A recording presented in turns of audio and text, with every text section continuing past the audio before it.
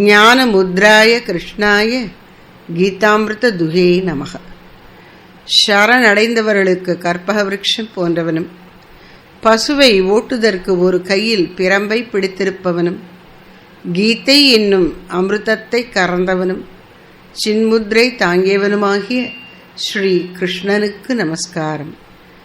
ஜனனிம் சாரதாம் தேவீம் ராமகிருஷ்ணம் ஜெகத்குரும் பாதபத்மே thio ஸ்ருத்வா பிரணமாமி முகுர் முகு.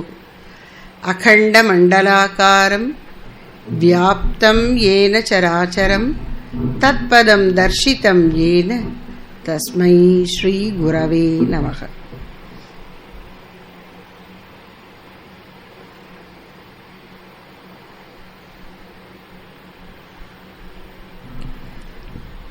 அனைவருக்கும் வணக்கம்.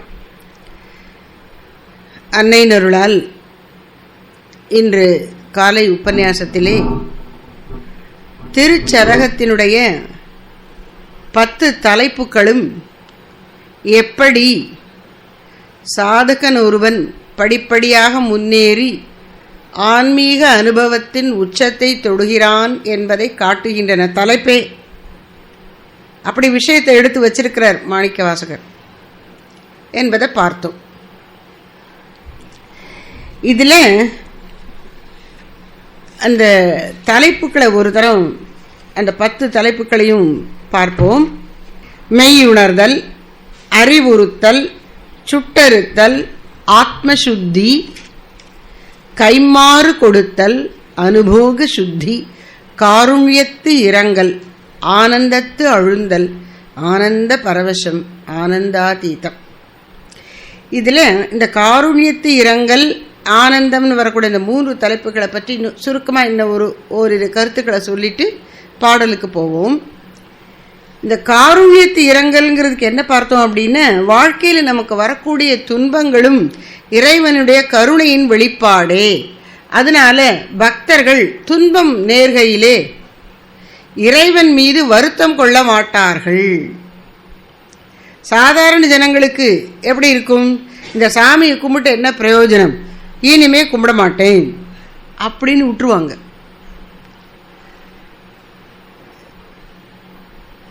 அந்த துக்கம் எவ்வளவு பெருசோ அவங்களுக்கு அது தாங்க முடியல. அவங்க பக்குவத்துக்கு கடவுள் என்னையே கைவிட்டுட்டார், அப்போ நான் ஏன் அவரை கும்பிடணும். இத்தகைய பக்தியில் என்ன மனப்பான்மை இருக்கு அப்படின்னா, பகவான சககாரியா வச்சுக்கிறது. ஒரு வேலைக்காரன் இருக்கான், இல்லை வேலைக்காரன் வேண்டாம், பிஸ்னஸ் பார்ட்னர் இருக்கிறார். அப்போ அவர் எதுக்கு அவரை பார்ட்னராக வச்சுருக்கோம், அவரும் முதல் போடுவார், லாபத்தில் பங்கு, நஷ்டம் வந்தாலும் பங்கு எடுத்துக்கொண்டு எனக்கு சப்போர்ட்டாக இருப்பார் அப்படின்னு நினைக்கிறேன். அப்படி இல்லைன்னா அந்த பார்ட்னர் மீது எனக்கு என்ன அன்பா ஒழுகும், கோபம்தான் வரும். அதுபோல் இவர் ஒரு சககாரி தான், என் கூட வேலை செய்கிறார். யாரு? கடவுள். இந்த உலக வாழ்க்கைங்கிற பிஸ்னஸில் எனக்கு அவர் கூட உதவிக்கு இருக்கார். அந்த உதவியை செய்யலைன்னா, நான் என்னுடைய கருத்துப்படி அவர் எனக்கு உதவி செய்யலைன்னா அவர் எனக்கு வேண்டாம். இப்படி சொல்வது உலகப்பற்று உடையவர் போக்கு. பக்தன் அந்த துன்பத்தையும் பகவத் பிரசாதமாக ஏற்று அதன் மூலம் தான் முன்னேற முடியும் என்பதை கண்டு கொள்ளுகின்றான். இப்ப துன்பத்தின் மூலம் அடித்து திருத்தி ஒரு ஜீவனை பக்குவப்படுத்துகிறார் இறைவன். அப்படிங்கும்போது அந்த துன்பத்தால் திருத்தப்பெற வேண்டிய நிலையில் இருக்கக்கூடிய ஜீவன் கொஞ்சம் அழுக்கு ரொம்ப சேர்ந்திருக்கு அவன்கிட்டன்னு அர்த்தம். இங்க மாணிக்க வாசகர் கைமாறு கொடுத்தல் வரைக்கும் வந்துட்டார், அனுபோக சுத்தியெல்லாம் வந்துட்டார். என்ன, மெய் உணர்ந்து விவேக வைராக்கியம் பெற்று ஆத்மசுத்தி ஆகிய உள்ள தூய்மை அடைந்து இறைவனுடைய அருட்பெருங்கருணையை உணர்ந்து கைமாறு கொடுத்து அதனால் அனுபவ சுத்தியும் தொடர்ந்து அனுபோக சுத்தியும் பெற்றார். அனுபோக சுத்தினா என்ன, பார்ப்பதெல்லாம் பகவான் மயமாக பார்ப்பது. சிவமயம் அப்படின்னு எழுதிட்டு தான் எழுத ஆரம்பிப்பாங்க அந்த காலத்தில். அப்போ துன்பத்தால் பக்குவப்படுத்தப்பட வேண்டிய நிலையில் இருக்கக்கூடிய ஒரு ஜீவன் எப்படி அழுக்கு துணியை வண்ணான் இந்த வெள்ளாவியில் வைக்கிறானோ, அந்த பொடியெல்லாம் போட்டு அதை வேக வச்சு அதை அடித்து துவைச்சு அழுக்க நீக்குகிறானோ, அப்படி அழுக்குடையவர்களாக இருக்கிறார்கள் இந்த ஜீவர்கள் துன்பம் தேவைப்படும் பொழுது. மாணிக்கவாசகர் அந்த நிலையில் இல்லை, அதெல்லாம் என்னைக்கோ கடந்து வந்துட்டார். அனுபோக சுத்தினா எல்லாமே இறைவன் என்று உலகை அனுபவிக்கும் போது இறைவனைத்தான் அனுபவிக்கிறார். அந்த நிலைக்கு வந்துட்டவருக்கு திரும்பவும் துன்பத்தை கொடுத்தல் காருண்யம் என்று நினைக்க வேண்டிய அவசியம் ஏன் வரணும் அப்படின்னா அது அவன் விளையாட்டு. அதான் சொன்னேன், சுடுமணலில் நிற்க வைத்து தலையில கல்லை வச்சு, நில்லடா என்னுடைய குதிரை பணத்தெல்லாம் எடுத்துட்டு போனேன், இந்த இது வெள்ளம் வந்தது அடைக்கல அப்படின்னு சொல்லி மாணிக்கவாசகரை தண்டிக்கிறான் ராஜா. அவ்வளவு தூரத்துக்கு அவர் துன்பப்படுவானேன்? அங்க அழுக்கா இருக்கு, இந்த வெள்ளாவில துணியை நனைச்சு கொதிக்க வச்சு துவைக்கிற மாதிரி அங்க அழுக்கு இல்லையே, பின்ன என்னத்துக்கு இந்த துன்பம்னா?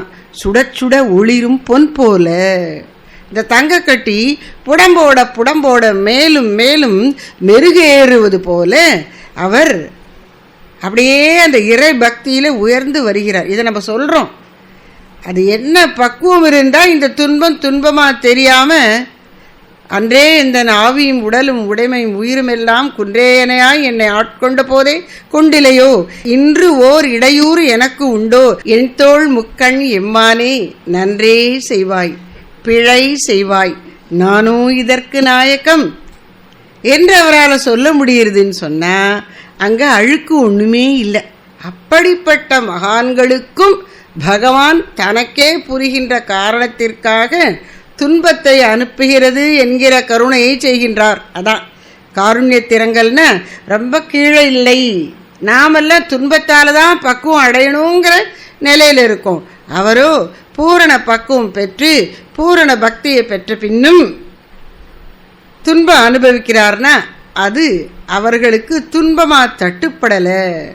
பின்னாடி ஒரு பாட்டுல சொல்ல போறார், உன் அருள் இருந்தால் நரகம் புகினும் எள்ளேன், நரகத்தை கூட நான் தொந்தரவா நினைக்க மாட்டேன்ட்டார். அப்படி ஒரு உயர்ந்த மனப்பக்குவம். அதனால இந்த காருண்ய திறங்கள்ங்கிறது ஒரு அதீதமான நிலை, எல்லாம் கடந்த நம்மள மாதிரி இல்லாம எவ்வளவோ உச்சிக்கு போயிட்டவருடைய நிலைங்கிறத நம்ம நினைவில் வச்சுக்கணும். அப்புறம் ஆனந்தம் என்பதை பற்றி ஒரு சிறு குறிப்பு சொல்லிட்டு போவோம். ஆனந்தம் அப்படின்னு சொன்ன காலையிலே வேறொரு சந்தர்ப்பத்தில் குறிப்பிட்ட மாதிரி ஒரு பரபரப்போடு கூச்சலும் ஆரவாரமும் மிக்கதான மகிழ்ச்சி அல்ல, நிறைவும் இனிமையும் அமைதியும் திருப்தியும் கூடின ஒரு பேரின்ப நிலை. அதனுடைய முக்கிய குணம் நிறைவு, வேற ஒன்று வேணுங்கிற ஆசையே ஏக்கமே இல்லாத நிலை, அதான் ஆனந்தம்.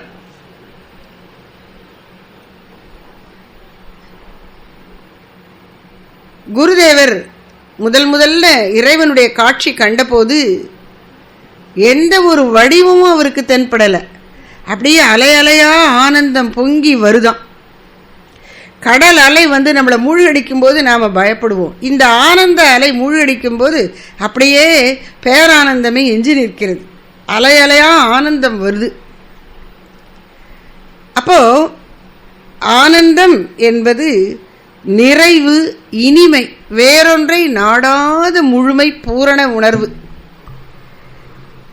இதுல அழுந்தி இருத்தல், சகுண பிரம்ம உபாசனை, வடிவத்தோடும் குணங்களோடும் கூடியவனாக இறைவனை வழிபடுவதின் உச்சத்தில் இருக்கும்போது ஆனந்தத்து அழுந்தலும் தொடர்ந்து ஆனந்த பரவசமும் உண்டாகின்றது. இனி ஆனந்த அதீதம். இந்த ஆனந்தத்து அழுந்தல், ஆனந்த பரவசம், இந்த ரெண்டுக்கும் ஆனந்த அதீதம்ங்கிறதுக்கும் உள்ள வேறுபாடை காட்டுவதற்கு சுவாமிஜி ஒரு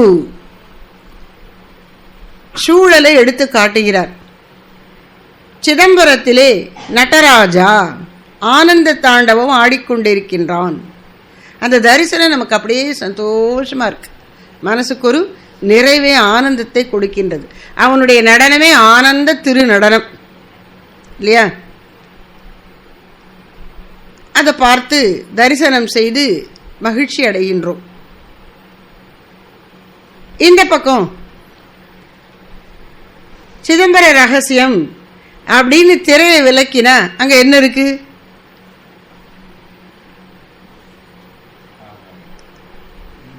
ஒண்ணுமில்லை.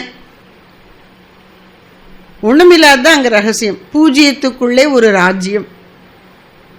அது என்ன ஒண்ணுமில்லாததுன்னா, இந்த கண் முதலான இந்திரியங்களாலும் மனதாலும் அறியப்படக்கூடிய இந்த பஞ்சபூத்தங்களாலான பிரபஞ்சத்தில் உள்ள எல்லாவற்றுக்கும் அப்பாற்பட்டது, மனதுக்கும் வாக்குக்கும் எட்டாதது, மனதால் புரிந்து கொள்ள முடியாது, வாக்கினால் விளக்க முடியாது, கண் முதலான இந்திரியங்களால் காண முடியாது, அனுபவிக்க முடியாது, அப்படிப்பட்ட உயர்ந்த நிலை. அது நம்மளை பொறுத்தவரையில் ஒன்றுமில்லாத மாதிரி இருக்கு. அதனால அந்த சிதம்பர ரகசியம்ங்கிறது ஆகாசம் மாதிரி. ஆகாசம் எங்க இருக்கு சொல்லுங்க? ஆகாசம் எங்க இருக்கு? அப்ப எங்கேயும் இப்படி வெளியில போய் இப்படி மேலே பார்த்தா தான் ஆகாசமா? இப்ப இங்க இருக்கிறது என்ன? இப்ப இங்க இருக்கிறது என்ன? இப்ப இங்க இருக்கிறது என்ன? இது என்ன? முன்னால் பின்னால், இந்த பக்கம் அந்த பக்கம், மேலே கீழே ஊடே எல்லாம் ஆகாசம்தான் இருக்கு. சரி, அது எங்க இருக்கு? அதை பிடிக்க முடியுமா, பார்க்க முடியுமான்னா முடியாது. காற்றையும் பார்க்க முடியாது. ஆனால் அது மேலே வீசும்போது நமக்கு தெரிகிறது. மேலே படும்போது உஷ்ண காற்றாக இருந்தால் இருக்கும், குளிர் காற்றா தென்றலாக இருந்தால் நல்லா இருக்கு. அப்போது இந்த ஆகாசமே இந்திரியங்களுக்கு எட்டலை. அது எப்படி இருக்குன்னு மனசால புரிஞ்சிக்க முடியல. ஆகாசம் என்பது என்ன? வெற்றிடம். வெற்றிடம், காலி இடம். அதை விட நுண்ணியவர் பரம்பொருள். அதனால சிதம்பர ரகசியம் என்பது ஆகாசத்தை போன்று புலன்களுக்கும் மனசுக்கும் எட்டாதது. அந்த நிலையில என்னதான் இருக்குன்னா, நான் இருக்கிறேன்கிற உணர்வு இருக்கு. அது எப்படி இருக்கும்னா, அது சத்து, அழியா பெருநிலை. 3 காலத்திலும் அழியாது, 3 இடத்திலும் அழியாது, எந்த சூழலிலும் அழியாது. இந்த காலமும் இடமும் சூழலும் அதுக்குள் ஒடுங்கி போய் ஒண்ணுமில்லாம போயிடும். அது அழியாதிருக்கும். அது சித், தான் இருப்பதை தானே அறிகிறது. இந்த கல்லுக்கு, பிளாஸ்டிக் சேருக்கு தான் இருப்பது தெரியாது. நான் சேர், எல்லாரும் வந்து என்னை பயன்படுத்துகிறார்கள் அப்படின்னு அது சொல்லாது. அது ஜடம். ஆனால் இவன் சித், அறிவே உணர்வே வடிவானவன். தன்னுணர்வு பூரணமாக இருக்கு. அப்புறம் ஆனந்த வஸ்து. மனசுக்கு எட்டாது, வாக்கால விளக்க முடியாது அப்படின்ட்டா நமக்கு என்ன தெரியும், என்ன பிரயோஜனம்னா? அப்படி எட்டாமல் இருந்தாலும் உன் மனதை நீ தூய்மைப்படுத்தினா உன்னுடைய தூய அறிவால் அதை கொஞ்சம் கிரகிக்கலாம். புத்தி கிராஹ்யம் அதீந்திரியம். இந்திரியங்களுக்கு அது நிச்சயம் எட்டாது, ஒருபோதும் எட்டாது. கண்ணால் அதை பார்க்க முடியாது. ஆனால் மனம் தூயதாகிவிட்டால் அந்த தூய அறிவுக்கு அதை புரிந்து கொள்ள முடியும். புத்தி கிராஹ்யம் கிருஷ்ணர் சொல்ற 6வது அத்தியாயத்தில். அத்தீந்திரியம், இந்திரியங்களுக்கு அப்பாற்பட்டது. அப்படி அப்பாற்பட்டதான அந்த பொருள் அது எல்லாவற்றிலும் மேலாயிருப்பதால் பரம்பொருள் அப்படின்னு சொல்றோம். அந்த பரம்பொருள் ஆனந்தமயமா இருக்கு. எப்படி தெரியும் உங்களுக்கு? அதான் மனம் வாக்கு கேட்டாதுன்னு சொல்லிட்டீங்களேன்னு. நான் நம்ம எதை ஒன்றை நாடுவோம், எது நமக்கு பிடிக்கும், எது நமக்கு சந்தோஷத்தை தருதோ அதைத்தான் நாடுவோம். சில பேருக்கு கண்ணில் தண்ணீர் வர்ற வரையிலும் காரம் சாப்பிடுவாங்க. அதை ஒரு ஆனந்தமாக நினச்சிக்கிறாங்க, அதனால சாப்பிட்றாங்க. எதை செஞ்சாலும் அதில் நமக்கு சந்தோஷம் இருந்தால் தான் செய்வோம், இல்லாட்டா செய்ய மாட்டோம். அது உயிர்களின் இயற்கை. உயிர்கள் அனைத்தும் பரமனை நாடுகின்றன. எப்படி தெரியும்? கடவுள் இல்லைன்னு சொல்ற நாத்தியன் இருக்கானே, அவன் நாடுகிறானா அப்படின்னா, எல்லா உயிர்களும் கனவற்ற ஆழ்ந்த உறக்கத்திலே அந்த மெய்ப்பொருளின் சந்நிதியிலே உலகையும் உடலையும் மனதையும் துறந்து ஆனந்தமாக இருக்கின்றார்கள். அது எப்படி இருந்தது அப்படின்னு கேட்டா, ஆனந்தமா தூங்கினேன், கட்டை போல தூங்கினேன். அது எப்படி இருந்ததுன்னு எனக்கு தெரியல, ஆனா ஆனந்தமா இருந்தது. அந்த ஆனந்தத்தை நாடவும் செய்கிறோம். யாராவது ஒருத்தட்ட, இங்க பார், உனக்கு தினந்தோறும் 1 கோடி ரூபாய் தரேன், நீ தூங்காம மட்டும் இருக்கணும், ராத்திரியிலேயோ பகல்லையோ தூங்கப்படாது, நான் உனக்கு கோடி தரேன், 24 மணி நேரம் நீ தூங்கலைன்னா 1 கோடி, அடுத்த 24 மணி நேரம் தூங்கக்கூடாது 1 கோடி, மூன்றாவது 24 மணி நேரம் தூங்கக்கூடாது 3வது கோடி அப்படின்னா தூங்காமல் இருப்போமா? ஐயோ நீயே உன் கோடியை வச்சுக்கோப்பா, இப்போ 2000 ரூபாயெல்லாம் வேறு செல்லாதுன்ட்டாங்க, அதனால் நீயே வச்சுக்கோ, எனக்கு கோடியெல்லாம் வேண்டாம், என்னை தூங்க விட்டுரு அப்படின்னு சொல்கிறோம். ஏன்னா நம்ம எல்லாம் தூங்கு மூஞ்சியா? நான் இல்லை.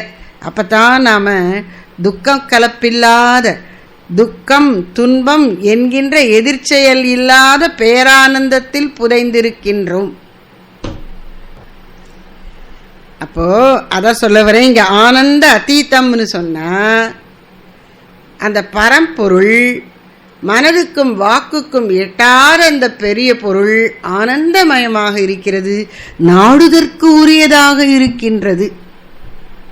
அதுதான் நமக்கு இன்பத்தை கொடுக்கும். அது சகுண பிரம்மமாக நடராஜாவாக ஆனந்த தாண்டவம் புரிந்து இந்த பிரபஞ்சத்தை சிருஷ்டித்து, அதுலேயே 5 தொழிலும் அடங்கி இருக்குல்ல இந்த நடராஜர்ல. விளக்கம் கொடுக்குறாங்க. உடுக்கை சிருஷ்டி, படைத்தல், அப்புறம் இருப்பு, காத்தல், நெருப்பு, அழித்தல். இருப்புக்கு எதுன்னு தெரியல. அப்புறம் மறைத்தல், அதாவது உயிர்களுக்கு தற்காலிகமாக அறிவை மறைச்சி இந்த உலகத்தில் மயங்கி இருக்க சொல்கிறார். அது மயங்கி அனுபவிச்சு அப்புறம் அடி வாங்கி வேண்டாம் அப்படின்னு கடவுளை பார்க்குது. அப்போ சரின்னு அனுகிரகம் புரிகிறார். அப்போது படைத்தல், காத்தல், அழித்தல், மறைத்தல், அருளல் என்கிற 5 தொழிலையும் செய்கிறார். அது இந்த நடராஜருடைய வடிவத்தில் இருக்கு அப்படின்னு சொல்கிறாங்க. அப்படி 5 தொழில் புரியும் சகுண பிரம்மம், வடிவத்தோடும் குணத்தோடும் கூடிய மூர்த்தி, அது ஆனந்த பரவசமாக இருக்கின்றது. இந்த தொழில்களுக்கெல்லாம் அப்பால், கர்மத்துக்கெல்லாம் அப்பால் இருக்கக்கூடிய அந்த மூல பரம்பொருள் அதீதமாக, கர்மத்துக்கு அதீதமாக இருக்கிறது, காலத்திற்கு அதீதமாக இருக்கின்றது, இடத்திற்கு அதீதமாக இருக்கின்றது, காரிய காரணம் என்கின்ற வினை தொடர்புக்கு அப்பால் இருக்கின்றது. எனவே அது ஆனந்த அதீதம். அப்பால் இருந்தாலும் ஆனந்தம், இப்பால் விளங்கினாலும் ஆனந்தம். எனவே அது ஆனந்தம், ஆனந்தம், ஆனந்தம், ஆனந்தம். ஆனந்தத்து அழுந்தல், ஆனந்த பரவசம், ஆனந்த அதீதம். இந்த அதீத நிலையை பற்றி, அதாவது மணிவாசக பெருமானுடைய பாடல்களின் சிறப்பு என்ன அப்படின்னா, மூடுக்கேற்ற மாதிரி அவர் பாடுவார். இப்படித்தான் நான் அத்வைதந்தான் சொல்லுவேன் அப்படின்னே வச்சுக்க மாட்டார். எப்போ எப்படியோ அப்படி துவைத்த பாவனை மேலோங்கும் போது அதை மாதிரி உடையாய் என்னை கண்டு கொள்ளே அப்படின்னு கதறுவர். விசிஷ்டாத்வைதம் நிலையிலையும் அவர் சில சமயங்களில் வெளிப்படுகிறார். சுவாமிஜி காட்டப்போறாங்க இந்த ஆனந்தாதீதத்திலேயே கடைசிக்கு முந்தின பாட்டு. அப்படி நீ பூரணன், உன்னில் நான் ஒரு அம்சம் என்பது போல இருக்கு. அது பேரின்ப நிலை. இறுதியில் அத்வைத்த நிலையையும் அழகா வெளிப்படுத்துகிறார். என்ன சொல்ல? சொற்பதம் கடந்த தொல்லோன். அந்த சொற்பதம் கடந்த தொன்மை ஆனந்தாதீதம். அது கர்மத்துக்கு அப்பாற்பட்டது, காலத்திற்கு அப்பாற்பட்டது, இடத்திற்கு அப்பாற்பட்டது, சூழ்நிலைகளையெல்லாம் கடந்தது, எல்லாவற்றுக்கும் அப்பாற்பட்டது, எல்லாவற்றையும் தாங்கிக் கொண்டிருப்பது, இன்னொன்றை நாடாதது. எனவே அது ஆனந்த வஸ்து, அது ஆனந்த அதீதம் என்பதை மட்டும் சொல்லிக்கொண்டு இப்பொழுது நாம் மெய் உணர்தல் பாடல்களின் விளக்கத்தை பார்ப்போம். திருச்சதகத்தில் முதல் தலைப்பு மெய்யுணர்தல். நாம பார்த்தோம். ஜீவனொருவன் மானிட பிறவியிலே பற்றுதலோடு கூடி பல பல சுகபோகங்களை எல்லாம் அனுபவித்து பிறவிகள் பல எடுத்து கடைசியில் போதும் போதும் என்று சலிப்படைந்து எனக்கு இதிலிருந்து விடுதலை உண்டா என்று தேட ஆரம்பிக்கின்றான். அப்பொழுது சாமி சொல்றாங்க, இந்த உலக வாழ்க்கையில் அவன் சலிப்படையும் போது தெய்வாதீனமாக அவனுடைய பக்குவத்திற்கேற்ப நல்லாசிரியர் ஒருவர் வாய்ப்பார். நல்லாசான்கிறது ஸ்கூல் காலேஜ் டீச்சர் இல்லை, ஆன்மீகத்தை புகட்டுகின்ற சத்குருநாதர் வாய்ப்பார். அவர் பக்குவத்துக்கேற்ப அவன் கூட தேடி போக வேண்டாம், அவனை தேடி குரு வருவார். மாணிக்கவாசர் குருவை தேடிட்டு போல, குதிரை வாங்க தான் போனார். சிவபெருமானே ஒரு வேதியனாக வடிவம் கொண்டு குறுந்தவரத்தடியில் வீற்றிருந்து சீடர்களுக்கு உபதேசித்து அந்த குரல் அப்படியே காத்துல போய் இவர் காதில் பட்டு நெஞ்சில் போய் ஒரு உலுக்கி இழுத்துட்டு வந்துருச்சு. அப்போ சிவனார் அவருக்கு மனித வடிவில் வந்து அருளினார். கதை இல்லை, நேரில் வந்தார், அவர் பார்த்தார். கண்ணால் யானும் கண்டேன் காண்க காண்க காண்க அப்படிங்கிறார். அப்போ உலக வாழ்க்கையின் தன்மையை உணர்ந்து அதில் சலிப்பு தட்டி இறைவனை நாடத் துவங்கிவிட்டான் இந்த ஜீவன். அப்போ அவனுக்கு உலகம் என்பது என்ன என்பது விளங்குகிறது. உலகை ஆளும் ஈசன் என்பவன் யார் என்று சிறிது சிறிதாக விளங்க துவங்குகிறது. பக்தர்கள் எப்படி இருப்பார்கள் என்பதை அவன் பார்க்க துவங்குகிறான். இப்போ இவனுடைய வாழ்க்கை பக்திமயமாகி கொண்டிருக்கிறது. இதுதான் மெய்யுணர்தல் என்பதில் சொல்லப்பட்ட கருத்து. மாணிக்கவாசகர் இந்த ஆரம்ப நிலையில் இருக்கக்கூடிய ஒரு சாதகன் போன்று தன்னை வைத்துக்கொண்டு இந்த 10 பாடல்களை பாடுகின்றார். இதிலேயே நாம் பார்க்கிறோம், அவரால் ரொம்பவே இறங்கி வர முடியல. அவர் உச்சத்தில் தான் இருக்கார், பாவம் இறங்கியே வரமாட்டேங்கிறார், முடியல அவரால். மெய்யுணர்தல் பார்ப்போம். மெய்தான் அரும்பி விதிர் விதிர்த்து உன் விரையார் கழற்கு என் கைதான் தலை வைத்து கண்ணீர் ததும்பி வெதும்பி உள்ளம் பொய்தான் தவிர்ந்து உன்னை போற்றி ஜெய ஜெய போற்றி என்னும் கைதான் நெகிழவிடேன் உடையாய் என்னை கண்டுகொள்ளே. அப்பா, உன்னுடைய அடியார் திருக்கூட்டத்திலே என்னை சேர்த்து விட்டாய். அதன் விளைவாக நான் ஒரு விஷயத்தை புரிந்து கொண்டேன். பக்தனா இருக்கணும்னா ஒரு காரியத்தை விடாம செய்யணும். அது என்னன்னா கை. 4வது வரியில் பாருங்க, கைதான் நெகிழவிடேன். இங்கே கை அப்படின்னு சொன்னா இந்த கரங்களை குறிக்கல. கை என்பது இங்கே ஒழுக்கம் என்பதை குறிக்கிறது. ஒரு குறிப்பிட்ட செயல்பாட்டு நல்லொழுக்கம், நற்செயல், சன்மார்க்கம், அதை நான் விடமாட்டேன். அதுதான் பக்தனுக்கு வேணும் என்று நான் தெரிந்து கொண்டு விட்டேன், அதை விடமாட்டேன். நீ என்னை புரிந்து கொண்டு அருள் புரிக அப்படிங்கிறார். என்ன அது? எப்படிப்பட்டதோர் உயர்ந்த ஒழுக்கம்? மெய்தான் அரும்பி. அரும்பு,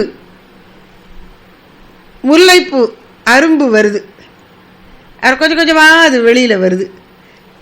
மற்ற பூவிட இந்த முல்லைப்பூ வந்து அப்படியே இந்த ஊசி போல இருக்கும் பாருங்க, அப்படி நீட்டிக்கிட்டு வருது. அதான் அரும்பி. இவர் என்ன சொல்றார்? மெய்தான் அரும்பி. உடம்பு அரும்புகிறதுனா என்ன? மயிர்கூச்சி எறிகிறதான். இப்படி கூஸ்பம். இப்போ எல்லாரும் சும்மா சும்மா எதுக்கிறதாலும் கூஸ்பம்ங்கிறாங்க. அந்த கூஸ் பம்ப் வந்தால் என்ன ஆகும்னா மெய்தான் அரும்பும். உடம்புல உள்ள அந்த மயிலெல்லாம் அப்படி நீட்டிட்டு நிற்கும். மயிர்கூச்சு எறிதல், புலக்காங்கிதம் அடைதல். மெய்தான் அரும்பி இறைவனுடைய நினைவில் ஊறி திளைக்கும் போது மெய்தான் அரும்பி விதிர் விதிர்த்து. இந்த உடம்புல அடுத்து என்ன அடையாளம் வருது? விதிர் விதிர்ப்பு, ஒரு நடுநடுக்கம், குளிர் குளிர் ஜாஸ்தியான ஒரு நடுக்கம் வரும் பாருங்க. சில சமயங்களில் காய்ச்சல்ல நடுங்கும். இவருக்கு ரெண்டும் இல்லை. பக்தியில் உடம்பு அப்படியே நடுங்குகிறது. விதிர் விதிர்த்து உன் விரை ஆர் கழற்கு. விரை ஆர் கழல், விரை மணம் வாசனை, ஆர் பொருந்திய, கழல் கழல் என்கின்ற வீரக்கழல் என்கின்ற ஆண்கள் அணிகின்ற கலன், அது பாதத்தில் போட்டுக்கொள்ளக்கூடியது. அப்படி கழல் அணிந்த அந்த திருவடி, இங்க கழல்னு சொன்ன கழல் அணிந்திருக்கிற திருவடி, வாசனை பொருந்திய கழல் அணிந்திருக்கின்ற அந்த திருவடி, அது தாமரை போன்ற திருவடி. அதனால அதுல வாசனை இருக்கு. தாமரையில வாசனை தேன் இருக்கு. இறைவன் திருவடியில என்ன இருக்குன்னா கருணை என்கின்ற தேன் இருக்கு. அதனால அது மணக்கிறது. விரையார் கழல், அந்த விரையார் கழல்களை நினைத்து, வீர சரங்கை அணிந்திருக்கும் திருவடியை நினைத்து எனக்கு என்னாகிறது? வெதும்புதல். உன் விரையார் கழற்கு என் கைதான் தலை வைத்து கண்ணீர் ததும்பி. அது நமக்கு புரிகிறது இல்லை? அவர் அப்படியே வணங்கும் போது கை தலைக்கு மேல கூப்பிட்டார். கை அப்படி தலைக்கு மேல வச்சு கூப்பி, அது மட்டும் இல்ல, கண்ணீர் ததும்பி அப்படி தழும்பி நிற்கிறது. எப்ப வேணாலும் விழுவேன் அப்படிங்கிற மாதிரி நிறைஞ்சிருக்கு. வெதும்பி, எது வெதும்புகிறது? உள்ளம். உள்ளம் வெதும்புதல்னா என்ன? ஆறா காதலினால் அங்கு இளஞ்சூடு உண்டாகிறதாம். இதயத்தில் ஒரு உஷ்ணம் வருதான் அந்த பேரன்பினால. அது அப்படியே உடல்லையும் வெளிப்படுகிறதாம். அது வெதும்பி. உள்ளம் பொய்தான் தவிர்ந்து, நீ இறைவன் மீது உண்மையான பக்தி கொண்டிருக்கிறாய் என்பதற்கு என்ன அடையாளம்னா பொய்தான் தவிர்ந்து. பொய் விடணும். நான் கோயிலுக்கும் போவேன், பொய்யும் சொல்லுவேன் அப்படின்னா நீ பக்தன் இல்லை. இங்கே பொய்ங்கிறதுக்கு இன்னொரு அர்த்தம். அதாவது நான் பொய்யன் அப்படியெல்லாம் மாணிக்கவாசகர் தன்னையே சொல்லிக்கும் போது நான் பொய் சொல்றேன் அப்படிங்கிற அர்த்தம் இல்லை. அதெல்லாம் ரொம்ப குண அளவில், அதெல்லாம் என்னைக்கோ தாண்டி வந்துட்டார். அவர் சத்தியவிரதத்தில் நிலை நின்றிருக்கிறார். பின்ன என்ன பொய்னா, இங்கே பொய்ன்னு சொன்னா நிலையில்லாத உலக விஷயம். பொய்தான் தவிர்ந்து என்று சொன்னால் நிலையற்ற உலக பொருட்களின் மீது உள்ள பற்றியெல்லாம் என்னை விட்டு விலகி போய்விட்டது. எப்பொழுது? உனக்காக கொள்ளுகின்ற பேரன்பினால் உள்ளம் வெதும்பும் போது. அந்த பேரன்பினால், ஆறா காதலினால், தீரா காதலினால் உள்ளத்திலே ஒரு இளஞ்சூடு பரவுகிறதாம். வெதும்புதல்ங்கிறதுக்கு என்ன சொல்றாங்க சாமி? இளஞ்சூடு பரவுகிறது. அப்படி ஒரு பேரன்பு என் உள்ளத்திலே ஊற்றெடுக்கும் போது என் உள்ளமானது இந்த நிலையற்ற உலகின் மீதுள்ள பற்றுக்கள் அனைத்தையும் நீங்கி சுத்தமாயிடுச்சு. பொய்தான் தவிர்ந்து. அப்போ உலகப்பற்றெல்லாம் போயிட்டா என்ன பண்ணுன்னா, அதான் முதல்ல சொல்லியாச்சே, மெய்தான் அரும்பி விதிர் விதிர்த்து உன் விரையார் கழற்கு என் கைதான் தலை வைத்து கண்ணீர் ததும்பி வெதும்பி உள்ளம் பொய்தான் தவிர்ந்து சொல்லிட்டோம். என்ன பண்ண போறது? போற்றி ஜெய ஜெய போற்றி என உள்ளத்துல வந்த அந்த பேரானந்தத்தினுடைய விளைவாக வாக்கு என்ன செய்கிறது? தழுதழுத்த குரலிலே ஜெய ஜெய போற்றி போற்றி, உன்னை மீண்டும் மீண்டும் வணங்குகின்றேன், உனக்கு வெற்றி உண்டாகட்டும் என்று இறைவனை குறித்து ஆனந்தமாக சொல்லுகிறது இந்த வாய். அதனால அது மணி வாச்சகம். இறைவனின் பெருமையை பாடுறதுனால அது மணி வாச்சகம். இந்த நம்முடைய மகான்கள் எழுதின இந்த பாடல்கள் பேரெல்லாம் பாருங்களேன், எல்லாமே நல்ல வார்த்தைங்கிறது தான் சொல்லும். தேவாரம் அன்பான அன்பான மாலை போன்ற வார்த்தைகள். திருவாச்சகம் அழகிய வாக்கு. திவ்ய பிரபந்தம் அழகாக செய்யப்பட்டது. பிரபந்தம்னா கட்டி அமைக்கப்பட்டது. இது அன்பினால் கட்டி அமைக்கப்பட்ட தெய்வீக வாக்கு, திவ்ய பிரபந்தம். திருப்புகழ் எல்லாமே அருட்பா.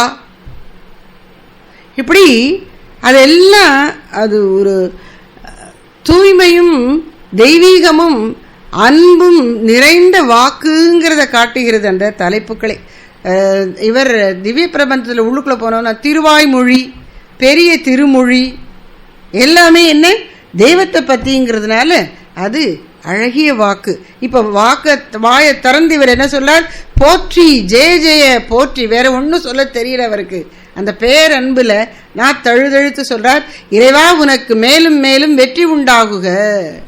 அதுக்கு என்ன அர்த்தம்? உனக்கு வெற்றினா உன் அடியவனாகி எனக்கும் வெற்றி தான். அப்படி பேரன்போடு அவர் என்ன சொல்லுகிறார்? பொய்தான் தவிர்ந்து உன்னை போற்றி ஜெய ஜெய போற்றி என்னும் கை. இதான் கை. எது கை? மெய்தான் அரும்புதல், விதிர் விதிர்த்தல், உன் விரையார் கழற்கு என் கைதான் தலை வைத்து கண்ணீர் ததும்புதல், உள்ளம் வெதும்புதல், பொய் தவிர்தல். அப்புறம் வாயினால் போற்றி ஜெய ஜெய போற்றி என்று மீண்டும் மீண்டும் வணங்கி வாழ்த்துதல். இந்த ஒழுக்கத்தை நான் விட்டுறக்கூடாதுப்பா. அதான் அவருடைய பிரார்த்தனை. எனக்கு இது வேணும் அது வேணும்னு கேட்கவே கிடையாது. அவருக்கு என்ன இருக்குன்னு நினச்சிக்கோங்க. மந்திரியாக இருந்தார், முதன் மந்திரியாக இருந்தார். அந்த ராஜா தலையில் தூக்கி வச்சு கொண்டாடி பட்டமெல்லாம் கொடுத்தான். பணத்தை, குதிரை வாங்க கொடுத்த பணத்தை அவர் கோயில் திருப்பணியில் செலவிட்டார்ன உடனே அடி எல்லாம் பண்ணினான். அப்புறம் உண்மையை அறிந்த உடனே மன்னிப்பு கேட்டு அனுப்பிச்சி விட்டான். இப்போ என்ன வச்சுருப்பார் கையில்? ஒன்றும் இருக்காது. துண்டை வதிரி தோளில் போட்டு வந்திருப்பார். ஆனால் இவர் என்ன சொல்கிறார்? இத்தனை இருக்கே, இந்த பக்தி இதை நான் விட்டுறக்கூடாது, இப்படித்தான் நினைக்கணும் பக்தன். ஏதோ கொஞ்சம் நமக்கு பக்தி வருது, பாடுறோம், திருவாசகம் பாடுறோம், உள்ள ஒன்றுகிறது, ஆஹாஹா எப்படியெல்லாம் பாடியிருக்கிறார், அடடா அடடா அடடா அப்படின்னு மனசு ஒரு நிமிஷம் உருகினா இதை விட்டுறக்கூடாது. எதை? இந்த ஒழுக்கத்தை, இறைவனுடைய பெருமையை நினைத்து உள்ளம் உருகுவதை விடக்கூடாது. உள்ளம் உருகுதையா உன்னடி காண்கையிலே அப்படின்னு அந்த உருக்கத்தை, அந்த பக்தியை அதன் வெளிப்பாடாக உடலிலும் சொல்லிலும் எண்ணத்திலும் வரக்கூடிய இந்த வெளிப்பாடுகளை விட்டு விடாமல் பிடிச்சிக்கணும் கப்புன்னு. அதுதான் பக்தனுடைய பிரார்த்தனை. கைதான் நெகிழவிடேன், தளரவிடவே மாட்டேன். உடையாய், இறைவனை எப்படி கூப்பிடுறார்? நீ என்னை உடையவன், இது என்னுடைய ஃபோன் அப்படிங்கிறோம். அப்போ இந்த ஃபோனுக்கு நாம் உடையவர்கள், சொந்தக்காரர்கள். அப்போ கடவுள் நமக்கு சொந்தக்காரன், நாம் அவருடைய உடைமை பொருள். அப்போ என்ன செய்யலாம்? என்ன வேணாலும் செய்யலாம். கொஞ்சம் முன்னாடி படித்தோம்ல, என்னை விற்றுக்கொள் ஒற்றிவை, என்ன வேணாலும் செய். இந்த ஃபோன் இருக்குது, எனக்கு பைசா வேணும், இது விற்கவும் மனசு வரல, இதை வச்சுக்கிட்டு இப்போதைக்கு 2000 ரூபா கொடு, நான் ஒரு மாதத்தில் திருப்பி கொடுத்துட்டு ஃபோனை வாங்கிக்கிறேன்னு சொல்கிறோம். ஒத்தி வைக்கிறது. அப்படி கடவுள் விரும்பினா நம்மளை ஒத்தி வைக்கட்டும் அப்படிங்கிறார். ஒற்றிக்கொள், இல்லை மொத்தத்துக்கு விற்றுருவான் எதுக்கு அப்படின்னு நினைக்கலாம். என்ன வேணா நீ என்ன படிக்க, ஆனால் நான் உன்னுடையவன். அந்த உறவேல் நமக்கு இங்கு ஒழிக்க ஒழியாது. அதனால் கைதான் நெகிழவிடேன் உடையாய் என்னை கண்டு கொள்ளே. இந்த கண்டு கொள்ளேங்கிற வார்த்தைக்கு நாம் சாதாரணமாக நம்முடைய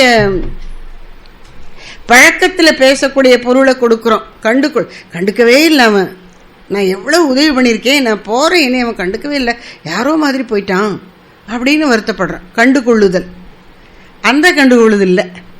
சாமி சொல்கிறாங்க, இறைவன் சர்வஜன், அனைத்தையும் அறிந்தவன். அவனுக்கு அவனுடைய பார்வைக்கு அறிவுக்கு தப்பியது இங்கே எதுவும் இல்லை. அப்படிப்பட்ட சர்வஜனான இறைவன், அப்படிப்பட்ட சர்வஜனான இறைவா, என்னை உடையவனே, நீ என்னுடைய உண்மை பக்குவத்தை அறிந்து என்னை முன்னேற்று, அதற்கு எனக்கு அருள் புரி. அதான் இங்கே கண்டுகொள்ளேன்னா என்னுடைய உண்மை நிலையை நீ தெரிஞ்சுக்கோப்பா. எனக்கே கூட தெரியாது, என்கிட்ட என்ன நல்லதற்கு என்ன கெட்டதற்கு எனக்கே தெரியாது. நீ என்னை புரிந்து கொண்டு என்னை முன்னேற்று, கைதூக்கி விடு. அதான் இந்த பாடலுக்கு நம்முடைய சுவாமிஜி அவர்கள் கொடுத்திருக்கிற பொழிப்புரையை சொல்கிறேன். இறைவா, நறுமணம் நிறைந்து உனது திருவடியை நாடுகிற எனக்கு உடல் புலகாங்கிதமடைகிறது. உணர்ச்சியின் வேகத்தால் அது நடுநடுங்குகிறது. என் கைகள் இரண்டையும் என் தலைமேல் வைத்து உன்னை வணங்குகிறேன். கண்ணீர் பொங்கி வருகிறது. உள்ளத்தில் இளம் சூடு தட்டுகிறது. அந்த உள்ளத்தை உனக்கே கோயில் ஆக்கியதால் நிலையற்ற உலக விவகாரங்கள் எல்லாம் அதை விட்டு பறந்தோடுகின்றன. பொய்தான் தவிர்ந்து அப்படிங்கிறது என்ன சொல்றார்? நிலையற்ற உலக விவகாரங்கள்.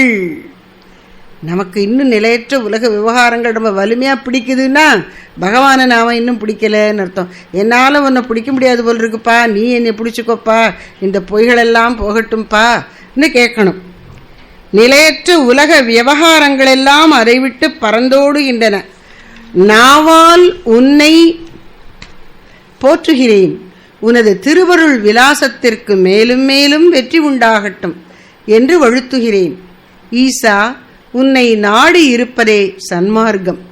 அந்த சன்மார்க்கத்திலிருந்து நான் ஒரு பொழுதும் பிசகேன், கைதான் நெகிழவிடேன் அப்படிங்கிறார்ல. நெகிழவிடேன் அப்படிங்கிறதுக்கு என்ன?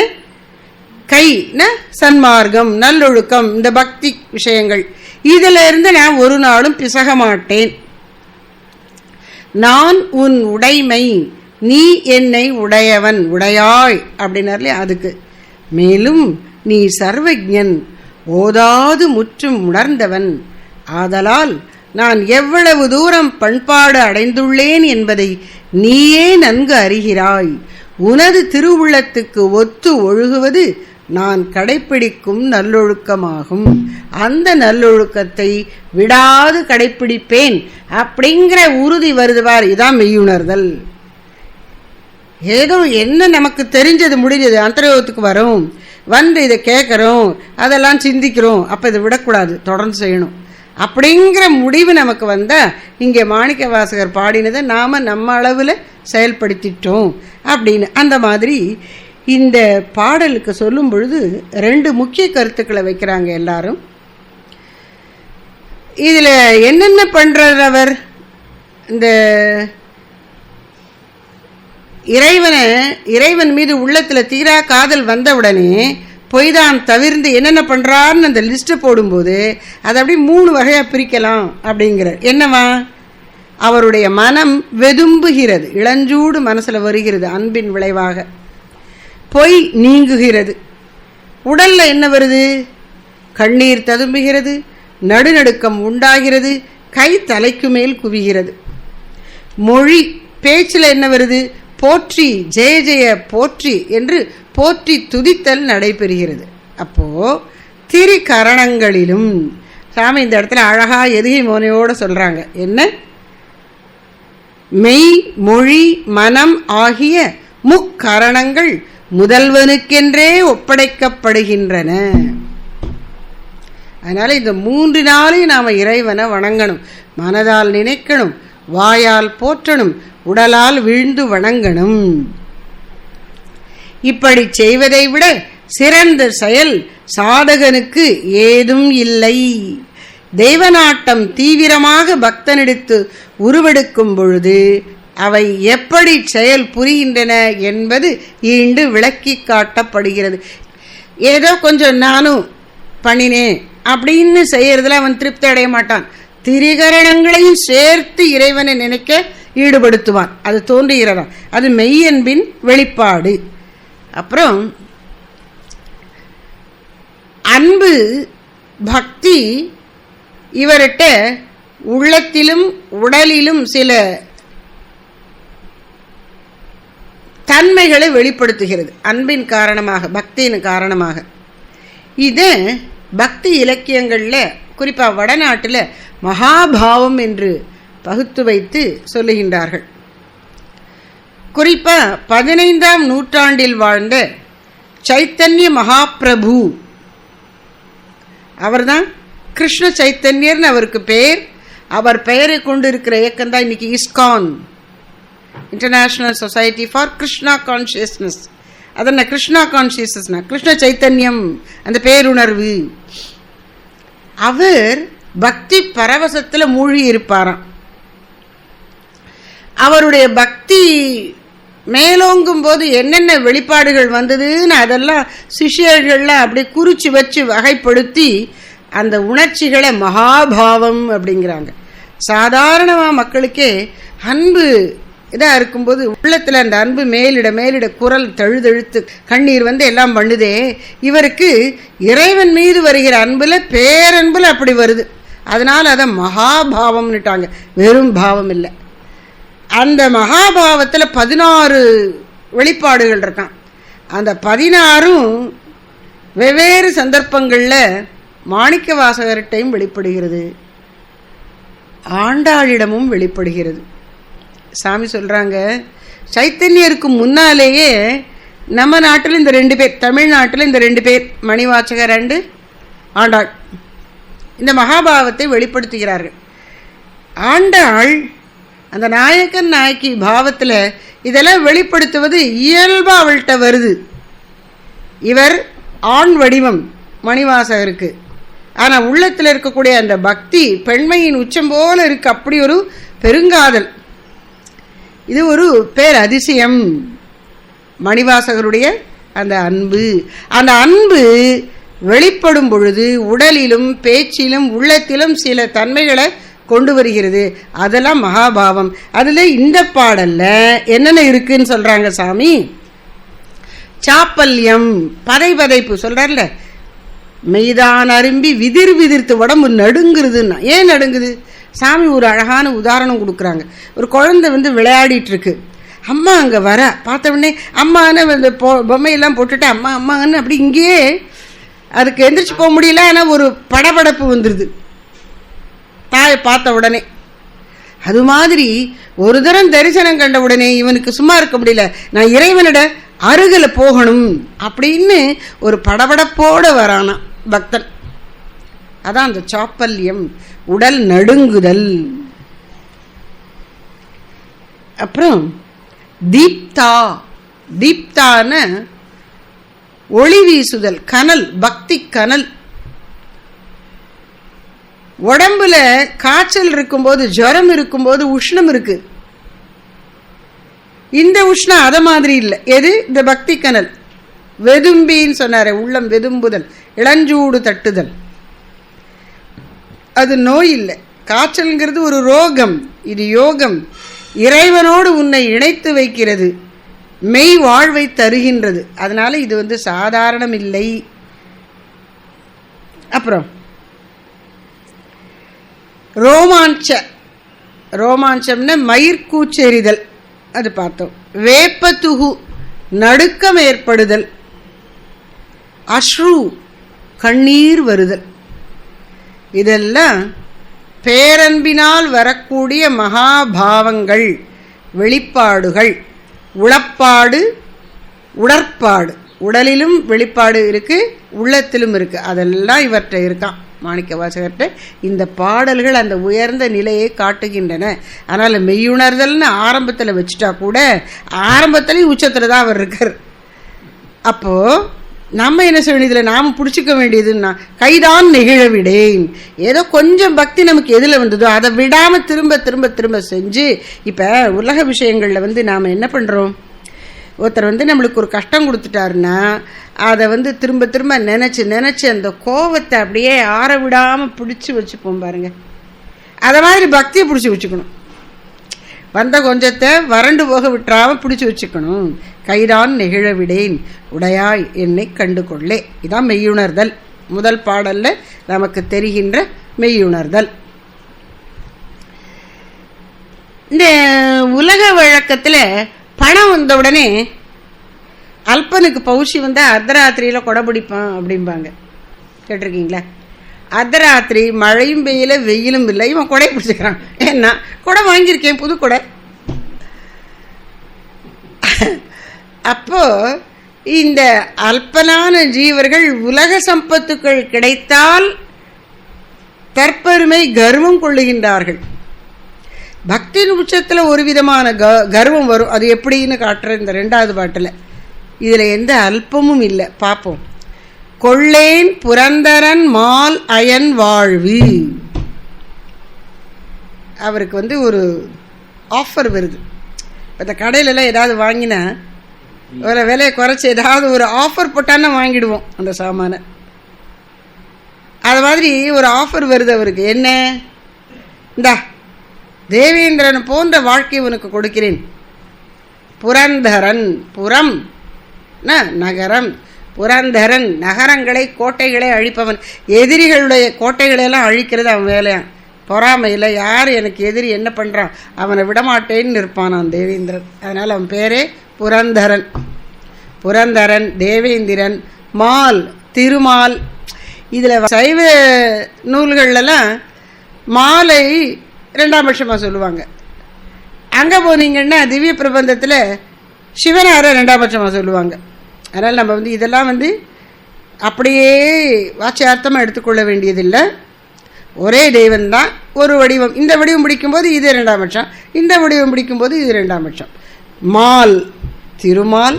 அயன், அயன் அப்படின்னா அஜன், அஜன்னா பிறவாதவன். இது பிரம்மாவை குறிக்கின்றது. உண்மையில் பிரம்மா பிறப்பு இல்லாதவன் அல்லன். நம்ம எல்லாருக்கும் மூத்தவர்.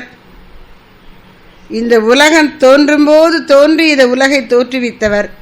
உலகம் இருக்கிற வரைக்கும் உலகம் கூடவே இருப்பார். உலகம் அழியும் போது அப்படியே பரம்பொருளிலே ஒடுங்குவார், எல்லா ஜீவர்களையும் இழுத்து கொண்டு. அவர்தான் பிரம்மா. அந்த பிரம்மா அவருக்கு ஒரு உபச்சாரத்துக்கு, ஒரு மரியாதைக்கு அயன், பிறப்பற்றவன், அஜன் அப்படின்னு ஒரு பேர்.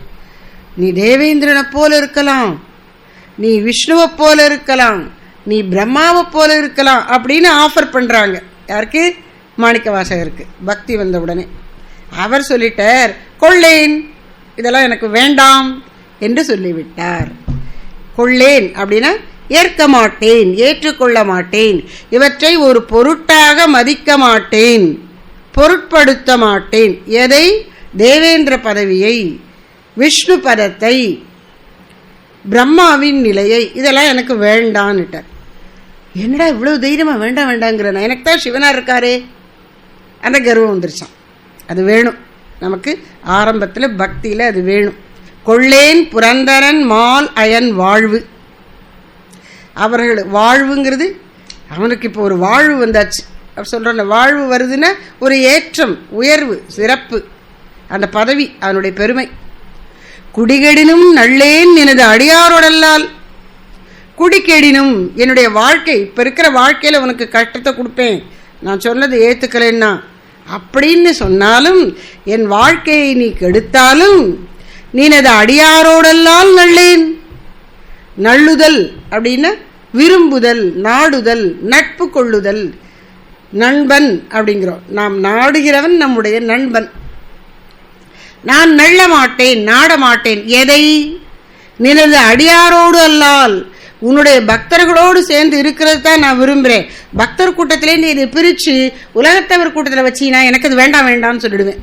அதை நான் விரும்ப மாட்டேன், நாட மாட்டேன், அவர்களோடு ஸ்நேகம் கொள்ள மாட்டேன். உலக மக்களோடு என்னால் இருக்க முடியல. கொஞ்ச நேரத்துக்கு மேலே அவங்கள்ட்ட பேச முடியல. திரும்ப திரும்ப என்னவோ அரைச்சமாவை அரைச்சிட்ருக்காங்க, அங்கே யார் இருப்பா அப்படின்னு நமக்கு தோணணும். இந்த உலகப்பற்றுள்ள மக்களுடைய கூட்டம். நல்லேன் நினது அடியாரோடு அல்லால்.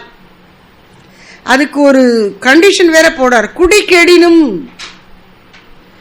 எனக்கு இந்த வாழ்வே எவ்வளவு கெட்டு போச்சு, கஷ்டம் வருதுனாலும் எனக்கு கவலை இல்லை, உன் பக்தர்கள்ட்ட தான் இருப்பேன். பக்தரை விட்டு பிரித்தா எனக்கு பிடிக்காது. பக்தர்களோட இருந்தால் அவனுக்கு நான் ரொம்ப துன்பம் கொடுப்பேன், கொடு, நான் அவங்களோடய இருந்துக்கிறேன். அப்படி என்ன? பிரம்மாவும் விஷ்ணுவும் தேவேந்திரனும் வேண்டாங்கிற, பக்தர்கள் அடியார் கூட இருக்கேங்கிற, அவங்களுக்கு என்ன இருக்குது? திருவாசம் புதுசை தூக்கிட்டு போயிட்டே இருப்பாங்க, வேற என்ன இருக்குது அவங்கள்ட்ட? அப்படின்னா இந்த தேவேந்திரனும் பிரம்மாவும் விஷ்ணுவும் இவர்களுடைய வாழ்க்கை என்பது அனித்தியம்தான். இதுக்கும் ஒரு எல்லை இருக்கு. நம்ம பார்வையில் நம்மளை விட அவங்க கோடிக்கணக்கான வருஷங்கள் வாழற மாதிரி இருந்தாலும் ஒரு நாளைக்கு அதற்கும் ஒரு முடிவு. இது நிலையில்லாததுதான். இப்போ இந்த தேவேந்திரன் அனுபவிக்கக்கூடிய போக போக்கியங்கள் எல்லாம் எப்படிப்பட்டதுன்னு சொன்னால், அது இந்த உலகத்தில் கிடைக்கக்கூடிய இந்திரிய சுகங்கள்லேருந்து வேறுபட்டதில்லை. வருஷம் எந்த நாள்லையும் என்ன பழம் வேணாலும் சாப்பிட்டுக்கலாம். இங்கெல்லாம் சீசன் படி தான் வரும். அங்கே வருஷம் 365 நாளும் எல்லா பழமும் கிடைக்கும். எங்கே? சொர்க்கலோகத்தில். போயிடுவோமா? வேண்டாம். அதான் கொள்ளேன் புரந்தரன் வாழ்வு. உன் பக்தர்கள் கூட்டத்தை தவிர வேற எதையும் விரும்ப மாட்டேன். அப்புறம் என்னன்னா இன்னும் அந்த கண்டிஷனை பெருக்கிட்டே போறாரு. எதுக்கு இருக்கிற ஆளு நரகம் புகினும், இப்படிலாம் சொன்னீங்கன்னா உன்னை நரகத்தில் தள்ளிடுவேன், கவலை இல்லை. நரகம் புகினும் எள்ளேன், எதை அடியார்களோடு இருக்கக்கூடிய வாழ்வை எள்ளேன். எள்ளுதல்னா எள்ளி நகையாடுவதுன்னு சொல்றோம்ல, எள்ளேன்னு கேலி செய்ய மாட்டேன், இகழ்ச்சியாக நினைக்க மாட்டேன். எள்ளேன் எதை? நரக வாழ்க்கையை. இது எனக்கு வேண்டாம், இது சரியில்லை, என்னை கொண்டு இங்கே போட்டியே டிரான்ஸ்ஃபர் பண்ணுவாங்கல்ல, தண்டனை கொடுக்கணும்னா தண்ணி இல்லா காட்டுக்கு டிரான்ஸ்ஃபர் பண்ணுறது, அது மாதிரி என்னை நரகத்தில் போட்டியே அப்படின்னு கடவுள்கிட்ட கோச்சிக்க மாட்டேன். என்னன்னா திருவருளாலே இருக்கப் பெறின், உன்னுடைய திருவருள் பாதுகாப்பு எனக்கு எப்போ இருக்குன்னா நரகத்தை பற்றி கூட எனக்கு பயம் இல்லைப்பா. எப்படி சாமி சொல்கிறாங்க, ஒரு சிறு குழந்தைக்கு அம்மா கூட இருக்கும்போது அது என்ன சொல்லும்? அந்த அம்மாவும் வேலைக்காரி, அந்த யார்கிட்ட வேலை பார்க்குறாளோ அந்த எஜமானியோட குழந்தையும் இந்த வேலைக்காரி குழந்தையும் ஒரே வயசு, அது ரெண்டும் விளையாடுது. இவ கூட்டிகிட்டு வந்திருக்கா அந்த வீட்டுக்கு, அந்த பங்களாவுக்கு வேலை செய்ய வரும்போது பிள்ளையை தூக்கிட்டு வந்திருக்கா, அதை அப்படி விடுறா. அந்த எஜமானனுடைய பிள்ளையும் இருக்குது, ரெண்டும் விளையாடுது. அதுகளுக்கு சண்டை வந்துடுது. ஏய், அவன் அந்த எஜமானன் பிள்ளை இந்த வேலைக்காரி பிள்ளைய அடிக்க போகிறான். எங்கள் அம்மாட்ட சொல்லி கொடுத்துருவேன் அப்படிங்கிறது. உங்கள் அம்மா என்ன பாவம், அவங்க வீட்டில் வேலைக்காரி தான், சீட்டை கிழிச்சிட்டாங்கன்னா ஒன்றும் கிடையாது, அது தெரியாது. அதுக்கு என்ன தெரியும்? எங்கள் அம்மா என்னை விட பெரியவை, என்னைய காப்பாற்றுவா. அப்படி தெய்வத்தை முற்றிலும் நம்பி இருக்கிறான், குழந்தைய போல, குழந்தை தாயை நம்பி இருப்பது போல. ஆனால் இது வேலைக்காரி இல்லை, நம்ம அம்மா வேலைக்காரி இல்லை, உலகமே அவளுக்கு வேலைக்காரி. அதனால திருவருளாலே இருக்கப்பெறின் நரகம் புகினும் எள்ளேன். இறைவா, தலைவனே, வணக்கத்துக்குரியவனே, பிற தெய்வம் உள்ளேன் முன்னையல்லாது, உன்னை தவிர வேறு தெய்வத்தை நினைக்க மாட்டேன். உள்ளேன் அப்படின்னா உள்ளத்தாலும் நினைக்க மாட்டேன். ஏன் அப்படின்னா நீ எங்கள் உத்தமனே. உத்தமன்னா என்ன? எல்லாவற்றிலும் உயர்ந்தவன், எல்லாரிலும் உயர்ந்தவன், தேவர்களுக்கு தலைவன், மும்மூர்த்திகளுக்கும் தலைவன், எல்லாத்திலையும் என்னென்ன சொல்றியோ அத்தனை விடவும் பெரியவன். அப்படிப்பட்ட நீயே எனக்கு கிடைத்து விட்டதால் இது எதுவும் எனக்கு இல்லைன்னா கவலை இல்லை. இந்த மனநிலை பக்தனுக்கு வரணும். இந்திரிய சுகங்களிலோ, உலக வைபவங்களிலோ, பதவிகளிலோ, பட்டங்களிலோ, அதிகாரத்திலோ, மக்களுடைய ஆதரவிலோ இவனுக்கு பெரு நம்பிக்கை இருக்காது. யாருக்கு? பக்தனுக்கு. இப்போ நீ எதில் தான் நான் இத்தனைக்கும் ஒரு ஈக்குவல் போட்டு அங்கே பகவான் நீ என்ன வேணா வை, அதை விட பெருசு இது இருக்கிறதுனால இதெல்லாம் எனக்கு தூசு அப்படி சொல்ல முடியணும். இது மெய்யுணர்தல். இறைவன் என்னுடையவன், நான் அவனுடையவன், அதனால இந்த உலகம் எனக்கு ஒரு பொருட்டல்ல என்று சொல்லக்கூடிய மனப்பான்மை மெய்யுணர்தல் என்று இந்த இரண்டாவது பாடலிலே நமக்கு உணர்த்துகின்றார். இந்த உத்தமனாகிய இறைவன் எப்படிப்பட்டவனா? இருளை கடந்தவன், எல்லாவற்றுக்கும் முதன்மையானவன். சாமி சொல்றாங்க புருஷோத்தமன். ஜீவனை புருஷன்கிறோம், இவரோ புருஷோத்தமன், ஜீவர்களுக்கெல்லாம் தலைவனான உயர் தனிக்கடவுள். ஈசா, நான் உன் திருவருளுக்கு பாத்திரமானால் இந்திரன், விஷ்ணு, பிரம்மா முதலியோரின் பதவிகளை ஏற்றுக்கொள்ள மாட்டேன். என் குடி கெட்டாலும் உன் அன்பர்களல்லாது மற்றவர்கள் நட்பை விரும்பேன். நரகம் புகுவதாயினும் அதை இகழமாட்டேன். எப்போ? உன் திருவருளுக்கு பாத்திரமானால். மேலோய் உத்தமனேங்கிறத மேலோய் அப்படிங்கிற அழகான தமிழ் பதம் போட்டு கூப்பிடுறார் இறைவனை. மேலோய், உன்னையல்லால் மற்ற தெய்வங்களை நான் மதிக்க மாட்டேன்.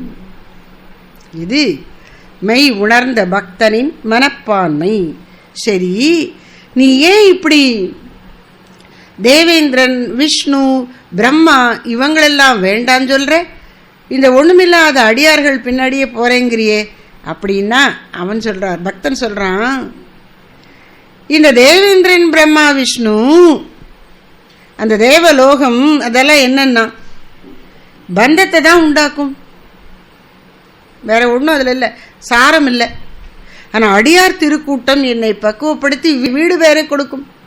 இது பந்தம், இது வீடு வேறு, அதனால் எனக்கு இதான் வேணும், அது வேண்டாம் என்று சரியாக பகுத்தறிந்து விவேகம் அவனுள் நன்கு வேலை செய்து முறையான வைராகியம், நிலையற்றதில் வைராகியம் வந்து நிலையான இறைவனில் பெரும்பற்று வந்து அவன் அப்படி நல்ல பக்தனா பழுத்து நிற்கிறானான். அதான் மெய்யுணர்தல் என்று இந்த பாடலிலே விளக்குகின்றார். மீதமுள்ள பாடல்களுக்கு விளக்கம் அடுத்து வரும் வகுப்புகளிலே பார்ப்போம். ஹர நம பார்வதி பதயே. மாணிக்கவாசக சுவாமிகள் திருவடிகளே சத்குரு திருத்தாள்.